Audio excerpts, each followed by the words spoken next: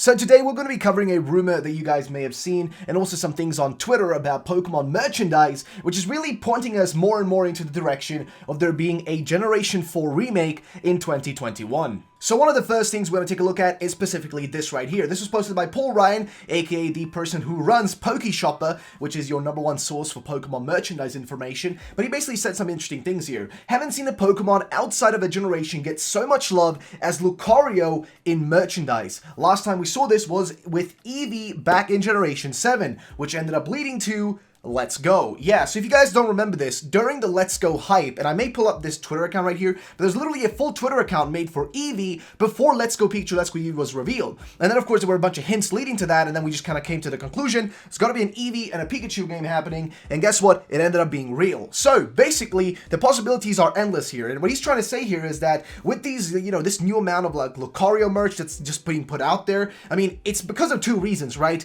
One, Ash now has Lucario in the Pokemon anime. Pokemon Journeys, of course, features Lucario heavily now due to the, Riolu coming out of the Pokemon egg. But that's one of the reasons. And also, two, it's a very important Pokemon for Generation 4. And of course, next year, what has happened next year is the 15th anniversary of Pokemon Diamond and Pearl. So yeah, it's going to be the 15th anniversary on top of the 25th anniversary of the Pokemon, franchise as a whole. So it's a pretty big celebration year for all of these, which also leads us to the next thing in regards to Diamond and Pearl. Before we get to that, I have to point out this thing that Paul Ryan said, which is, I've seen and heard many doubters say that the merchandise doesn't pertain to main line reveals. Well, that is grossly inaccurate and naive at best. And continues on saying, Zeraora, Magearna, Zygarde forms, as well as Mega Evolution, Let's Go Pikachu, Let's Go Eevee, before confirmation, Z-Move Mimikyu, Shaman Skyform, and many others also came through merchandise scans. I'm not saying a few Lucario pieces here and there will lead us somewhere, but when promotional pieces get way overinflated, like Eevee did in 2018 for Let's Go Pikachu, Let's Go Eevee,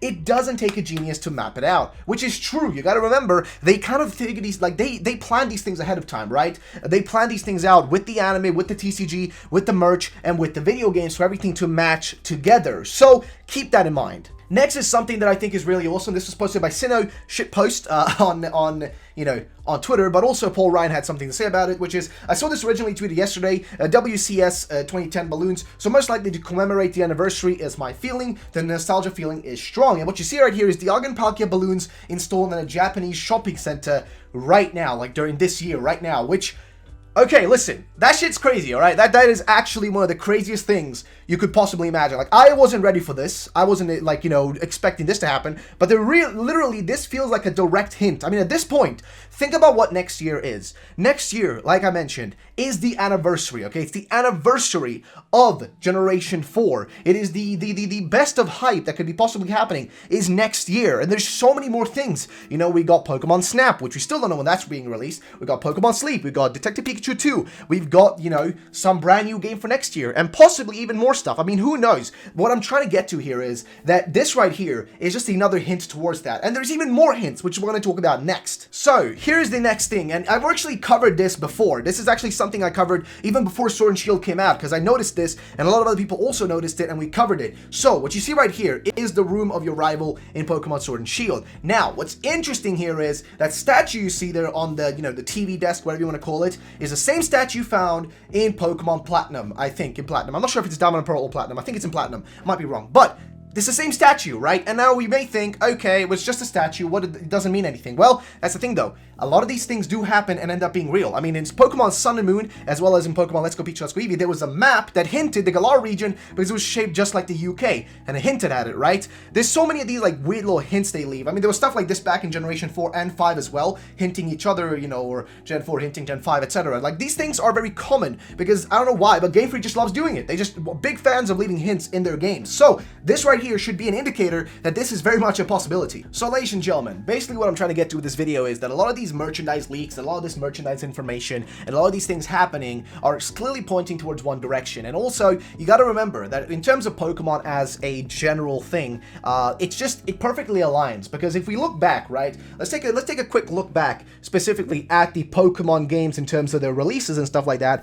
So here is the release timeline for Pokemon, right? So the release timeline is kind of straightforward, right? 1996, red, blue, and then, you know, also had a green, I guess, as well. Then you had 1998, which was yellow, red, and blue. You got 1999, which was, you know, gold, silver, crystal, etc. That actually, crystal was 2000, right? Then 2002, ruby and sapphire. And here's where the actual remake era starts, right? Here's where it technically began from, right? So we had fire red and leaf green, and then emerald, all within the same year, by the way. They all those released in the same year. And that was when you got the first remake. Then the next remake happened right after that in the next generation, right? So Gen 3 and then Gen 4 had its own remake, which was Heart Gold, Soul Silver. And then we didn't have anything for black, you know, black and white. Nothing happened there. We had X and Y, which was the 6th generation. This is where the gap year thing happened, right? This is where the new pattern of them skipping a year actually started, right? So X and Y came out, and then in Generation 6, which was X and Y, you also had ORAS remakes, which was of Ruby and Sapphire. Then you had Sun and Moon, Ultra Sun and Moon, and then no actual proper remake. I mean, Let's Go Pikachu, Let's Go Eevee,